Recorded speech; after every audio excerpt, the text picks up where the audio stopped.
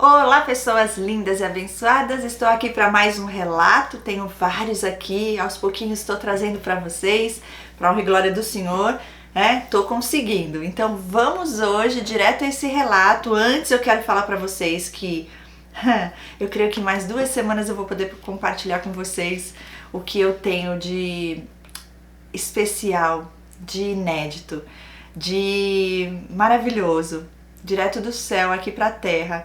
E vocês vão entender o que é em breve, ok? Então eu já quero compartilhar com vocês que eu creio que mais 2 semaninhas vocês já saberão o que é. Algumas pessoas já sabem, né? Algumas que estão participando diretamente e as que ainda não sabem, saberão em breve. E eu já tô aqui na maior expectativa de ver como é que vocês vão reagir em relação a essa grande novidade, esse grande presente de Deus para nossas vidas. Pronto, vamos ao relato de hoje, lembrando também que nós temos o Clube Despertar da Consciência, que já está acontecendo, as aulas já estão todas liberadas lá no Hotmart. Caso você tenha interesse, o link está aqui abaixo, nós vamos ter mais 2 encontros e aí a gente vai finalizar, mas tudo está gravadinho lá, você vai poder acessar aos pouquinhos, tem 1 ano para você ter ali o conteúdo disponível para você. Pronto, vamos ao relato.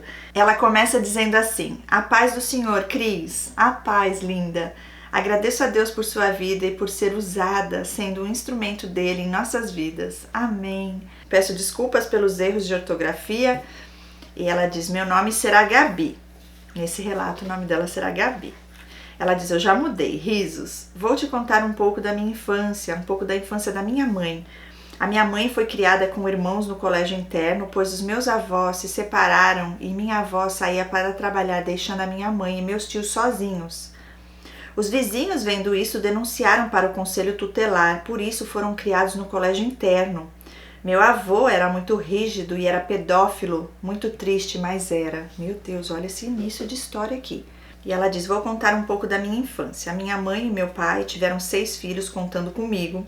Nossa criação foi bem rígida, apanhamos por qualquer coisa. Fomos criados na igreja, tivemos festa de aniversário em casa, porém nunca recebíamos um abraço. Abraço para minha mãe era sinônimo de pedofilia, o que ela sofreu.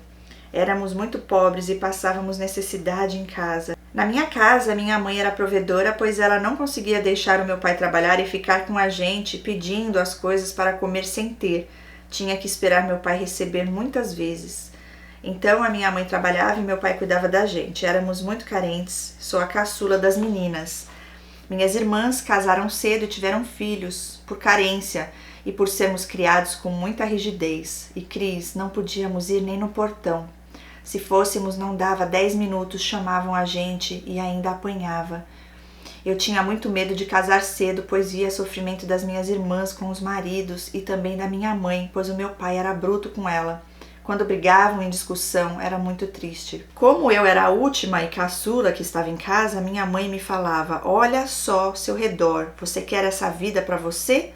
A vida das tuas irmãs, primas e a minha? E eu confesso que tinha muito medo de gostar de alguém e casar.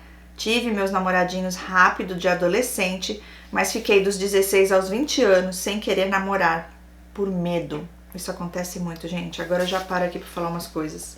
Mãe tóxica, pai pior ainda, né? Porque assim, no caso aqui, a sua mãe, você disse que foi uma criação bem rígida e apanhava por qualquer coisa. Pelo que eu entendi, as surras devia ser dos dois, né? Sua mãe passou por abuso, né? Porque você disse que nem abraço ela dava porque era sinônimo de pedofilia. Pelo amor de Deus, gente, você dá abraço nos seus filhos?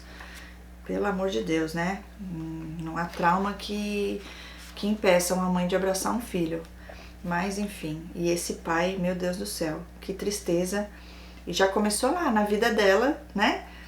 Na dele também, provavelmente, porque também você falou aqui que foi já tudo transtornado na vida dos dois. E as irmãs, suas irmãs, tudo saindo de casa cedo, sabe? Para se livrar desse ambiente tóxico, né? De uma família disfuncional vinda tanto da parte da sua mãe como do seu pai.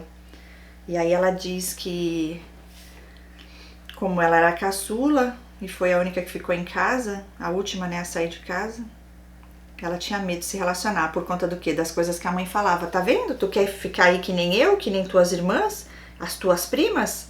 Então, tipo assim, ela pensando, né? Não vou casar, senão eu vou ser a próxima. Só que não. E ela diz, a minha mãe, que era o provedor, como eu disse acima, e com isso meu pai se encostou e não queria arrumar um trabalho de carteira assinada. Minha mãe tinha uma barraca de camelô, e eu ficava sempre, e às vezes meu irmão ficava na barraca, com muito custo, pois éramos na fase da idade de 10, 11 anos. Ele só queria soltar pipas, risos. Cresci com pena da minha mãe, pois ela falava de todo o sofrimento dela. Uma vítima. Minha mãe vendia salgado na praia e eu e minhas irmãs ajudava a preparar. E minha mãe sempre perguntava quem queria ir com ela, e creio que era para dar uma ajuda psicológica, pois ela não botava a gente para trabalhar lá.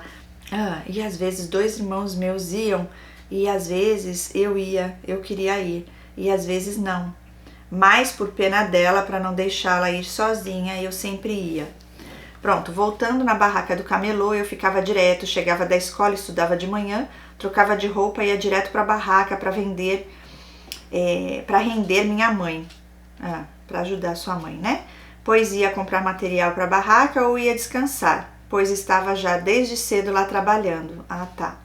E Cris, voltando à parte da carência, eu tinha medo de gostar de alguém e querer sair de casa como as minhas irmãs com os maridos e ter filhos e sofrer. E ela diz, então a minha infância e adolescência me apeguei muito a Deus, pois não queria aquilo para mim. E também me apeguei às minhas professoras, que eram carinhosas. Quando criança, fazia cartinha e pedia um abraço. E lembro que eu estava na primeira série e mandei uma cartinha para minha professora e ela me deu um abraço e eu fiquei toda molinha, pois nunca tinha recebido um desses. Ai, gente, que dó. Ela viu que fiquei molinha e me deu mais abraços. Lembro-me como se fosse hoje.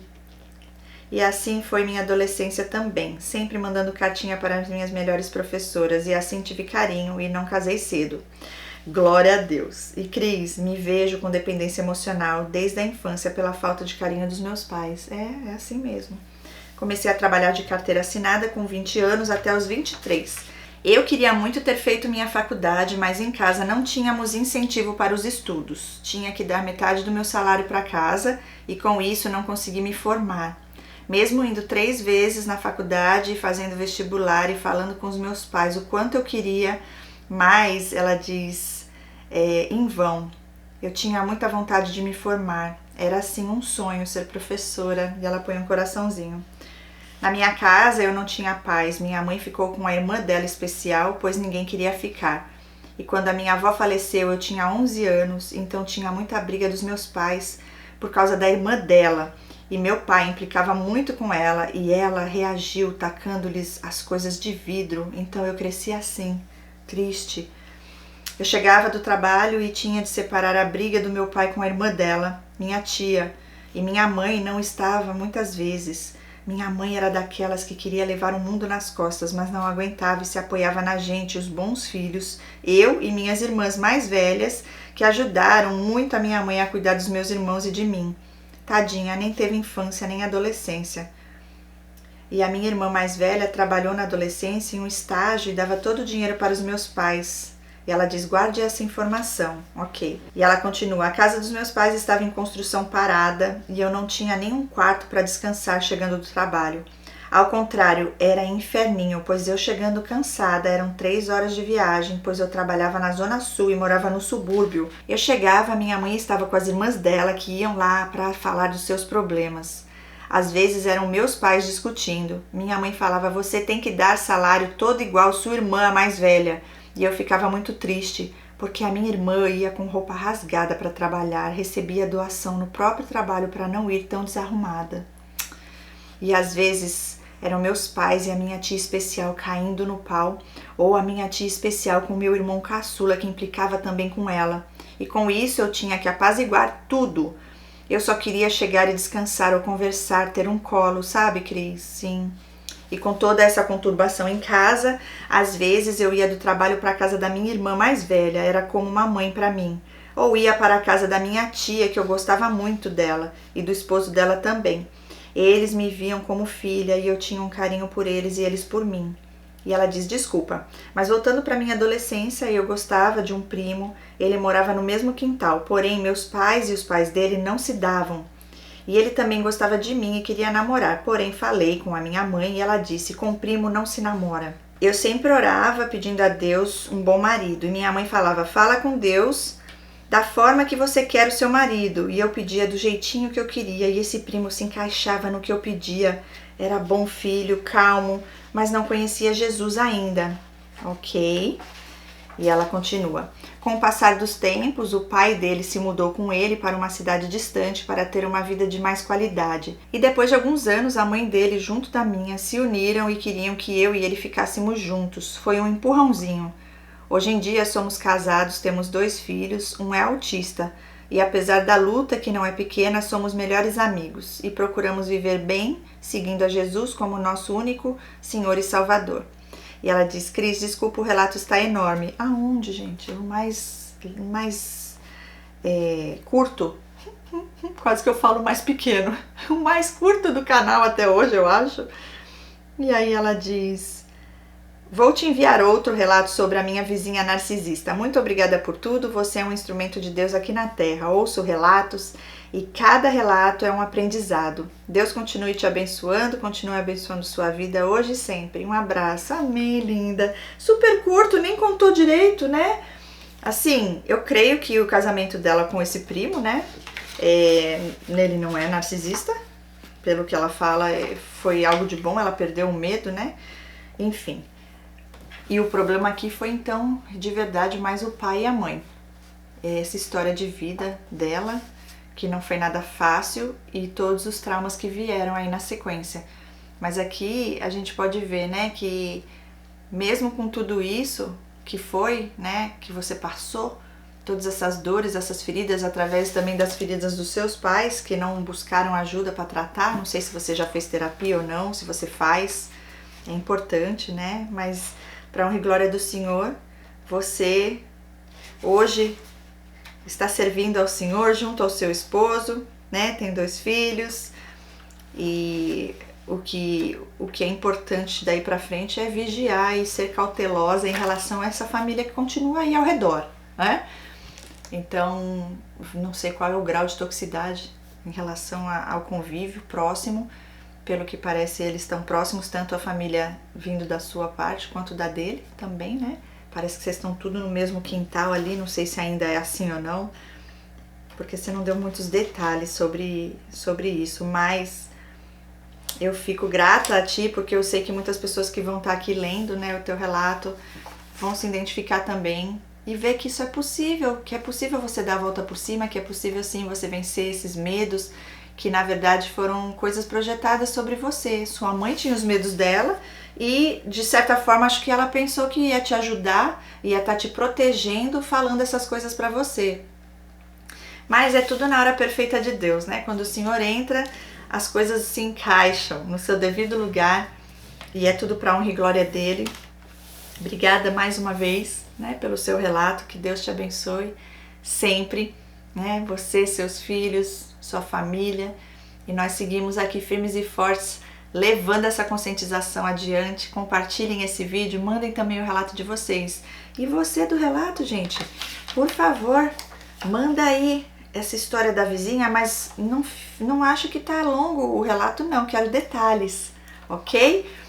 Embora tenha sido curto, você deu bastante detalhes da parte dessa família, né? Do seu pai, da sua mãe, aí como foi isso desgastante para todos vocês, você e seus irmãos. Deus abençoe, gente. Fiquem com Deus. Beijo no coração e até o próximo relato. Tchau, tchau.